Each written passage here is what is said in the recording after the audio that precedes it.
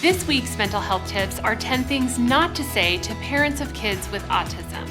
Hi, I'm Angela, and I have a husband with bipolar 2 disorder. My kids have ADHD, and I myself have struggled with depression. You're not alone. Don't miss out on last week's mental health tips of 10 things to say to someone with autism and their parents. This week's mental health tips are 10 things not to say to parents of kids with autism. I'm sure she'll outgrow it. Maybe you're just not reading to him enough. She can't be autistic. She can speak and make eye contact.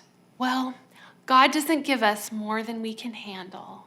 A side note on that's actually not true. 1 Corinthians 10:13 is often taken out of context, speaking to the fact that God will not let you be tempted more than you can bear.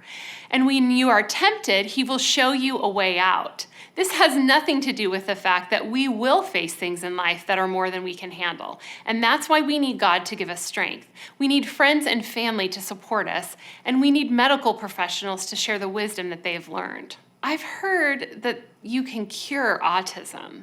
Maybe try going gluten-free. He seems perfectly normal to me. My kids have social issues too. It's probably not a big deal.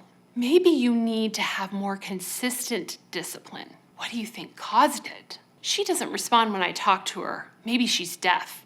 Have you checked her hearing?